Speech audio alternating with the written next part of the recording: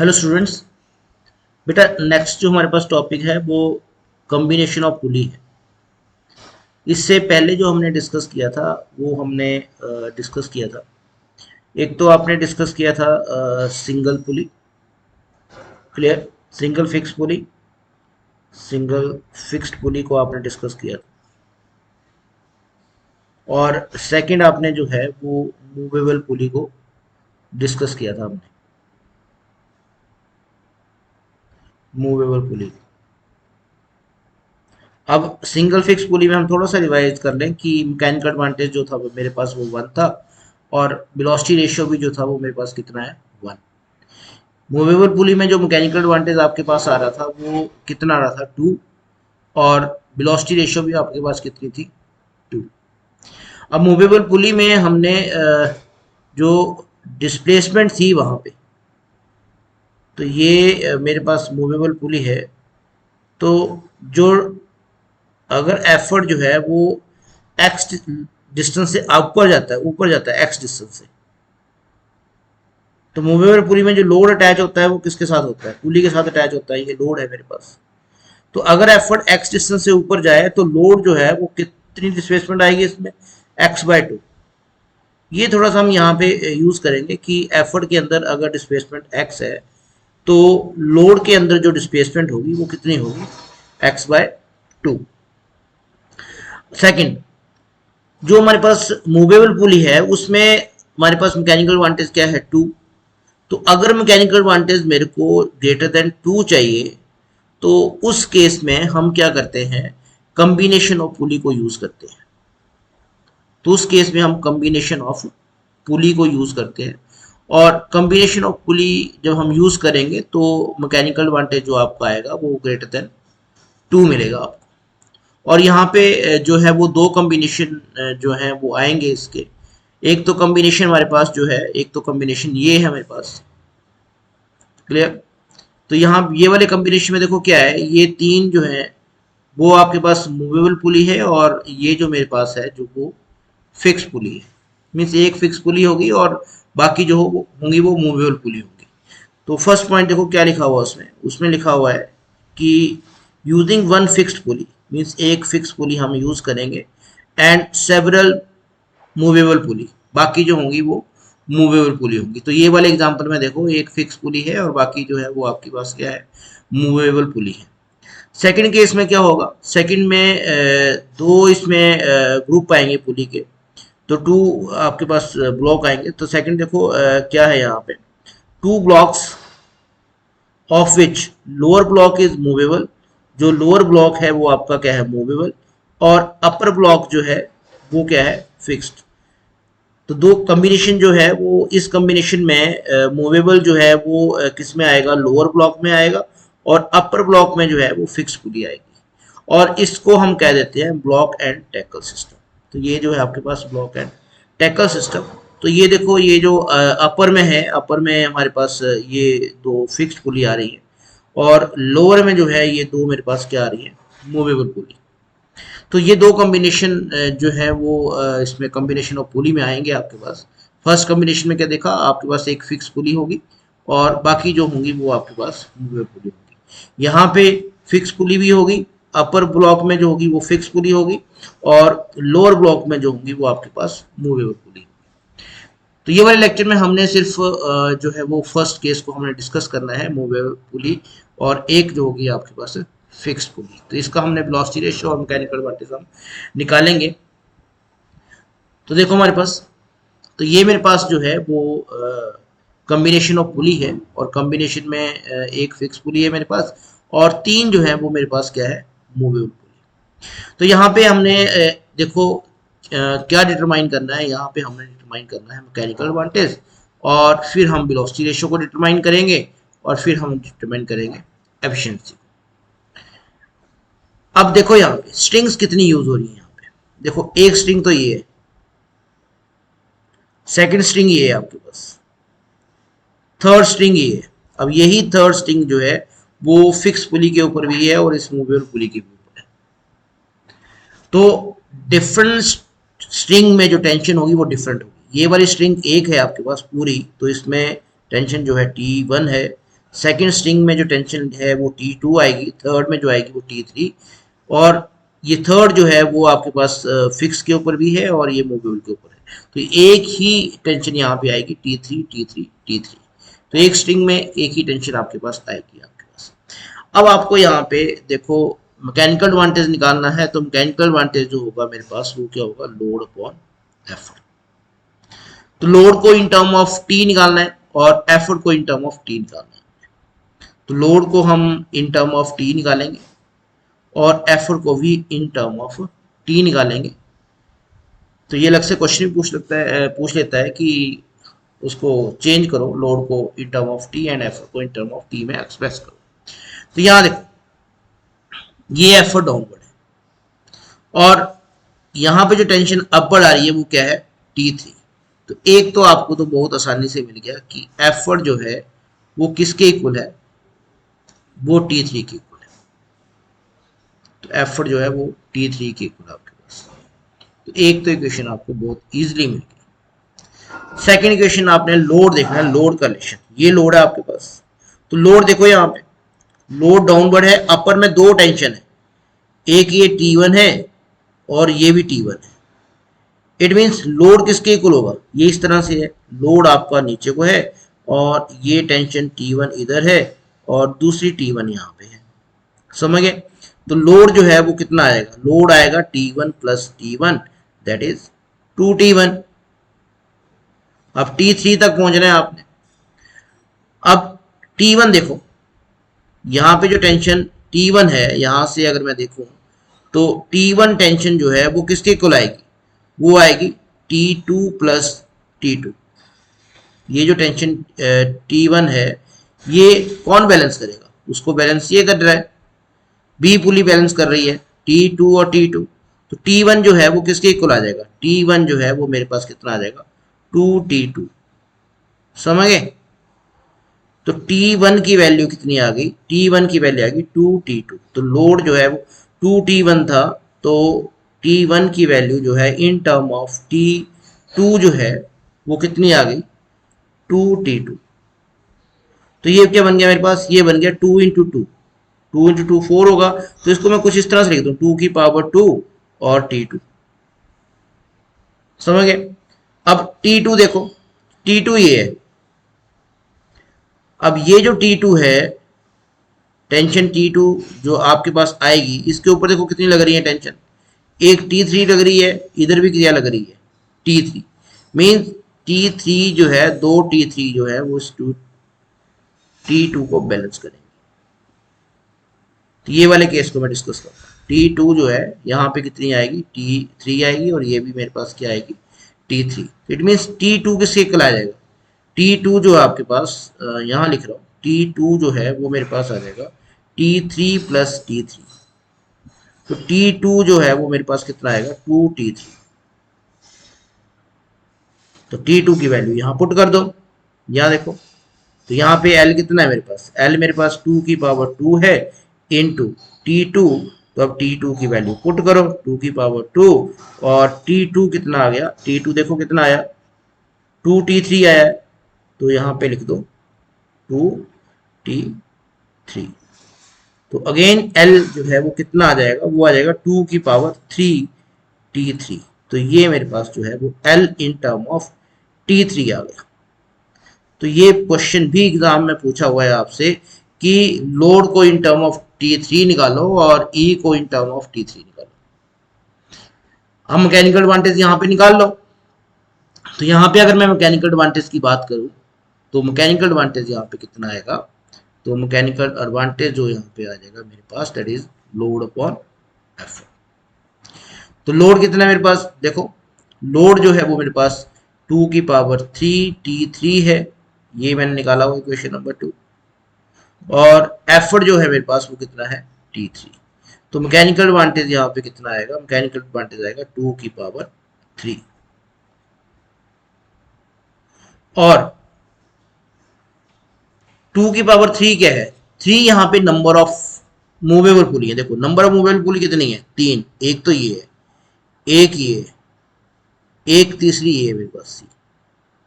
तो mechanical advantage जो है वो मेरे पास कितना आएगा, मैकेनिकल एडवांटेज आएगा 2 की power number of movable pulley, number of movable pulley means power वो आएगी जो मूवेबल पुली नंबर का, जो मूवेबल पुली का नंबर होगा। अगर यहाँ पे मूवेबल पुली आपके पास 4 होती तो मैकेनिकल एडवांटेज कितना होता, मैकेनिकल एडवांटेज उस केस में होता है 2 की पावर 4, समझ गए।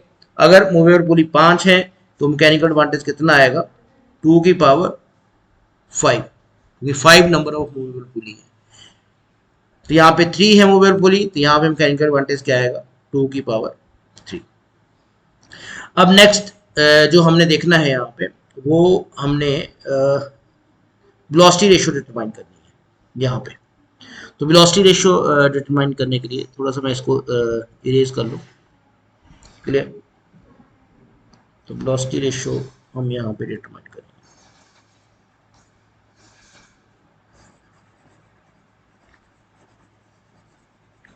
अब वेलोसिटी रेशियो में मूवेबल पुली में थोड़ा सा आपको ध्यान रखना पड़ेगा कि अगर एफर्ट जो है वो 1 से x से मूव कर रहा है, तो जो लोड मूवेबल पुली के साथ अटैच्ड है वो कितना मूव करेगा, x/2, समझ गए।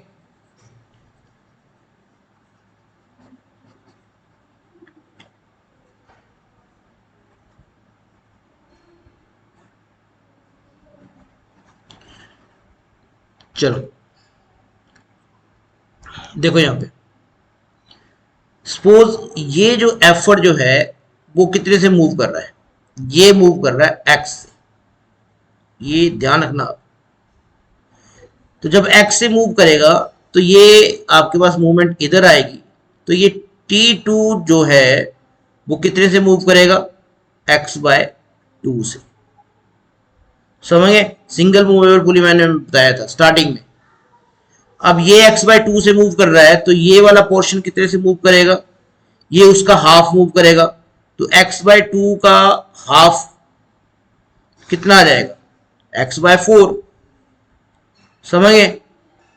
और सेम मूवमेंट कितनी होगी यहाँ पे, तो यहाँ पे मूवमेंट x/4 का हाफ हो जाएगा, तो x/4 का हाफ, तो वो कितना बन जाएगा, x/8।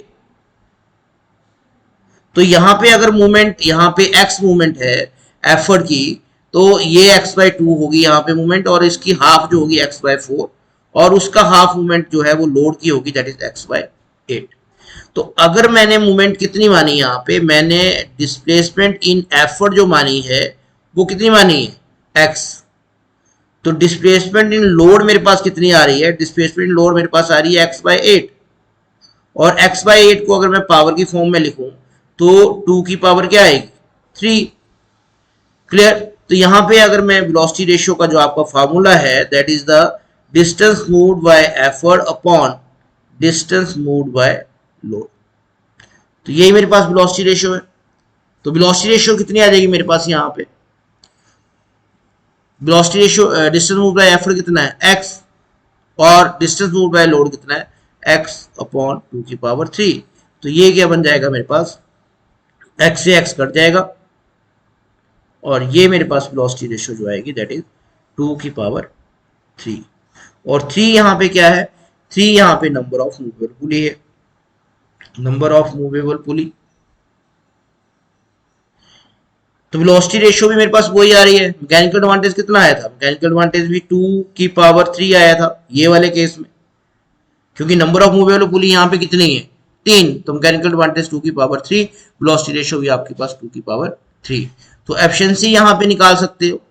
तो यहाँ पे एफिशिएंसी जब आप निकालोगे तो एफिशिएंसी मेरे पास क्या होती है, एफिशिएंसी मेरे पास आती है mechanical advantage upon velocity ratio, और दोनों सेम है, तो एफिशिएंसी यहाँ पे कितनी आ जाएगी, 1, क्योंकि ये भी 2 की पावर 3 है और ये भी 2 की पावर 3 है।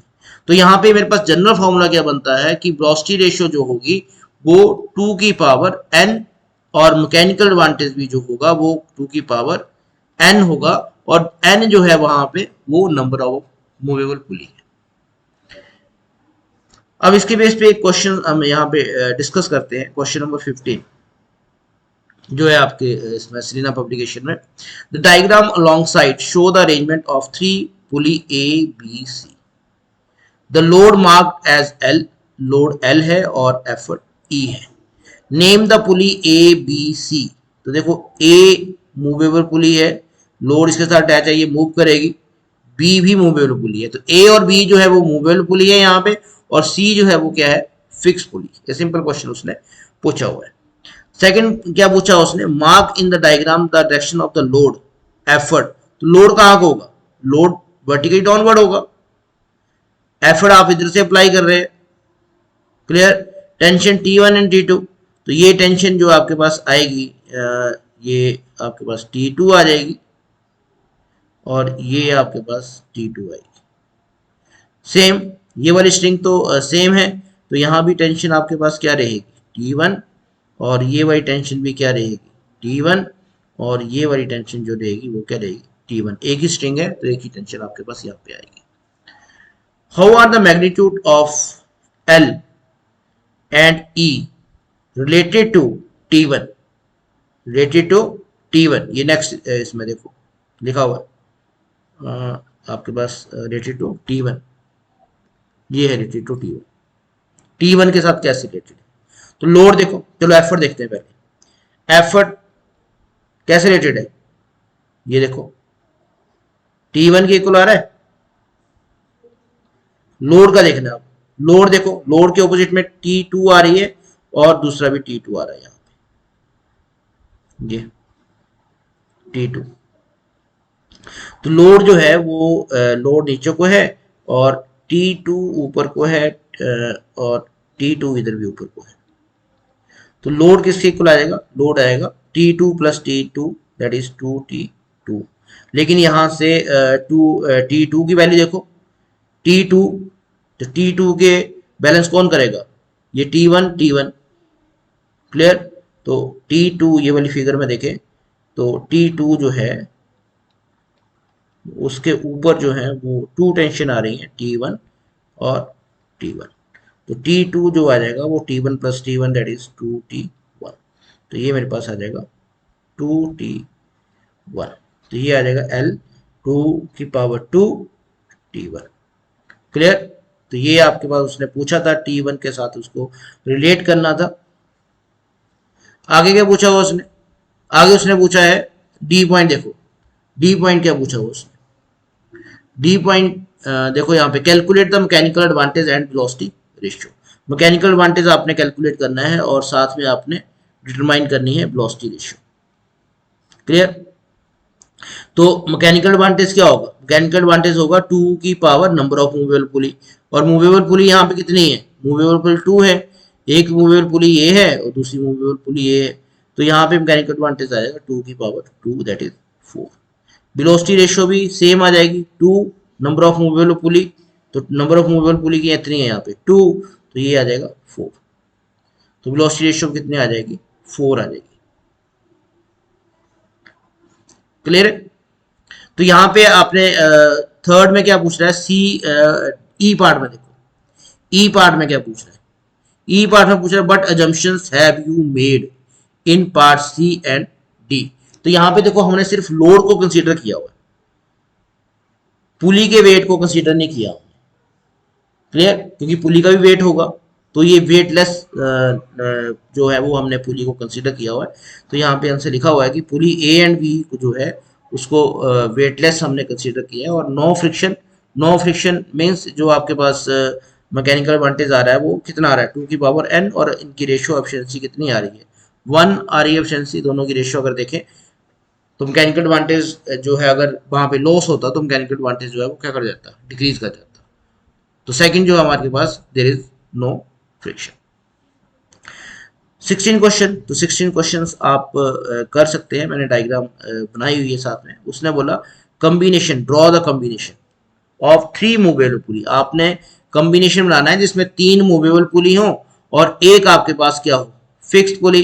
तो ये जो हमने क्वेश्चन किया था वो यही था कि 3 यहाँ पे मूवेबल पुली हैं और एक मेरे पास क्या है, फिक्स्ड पुली।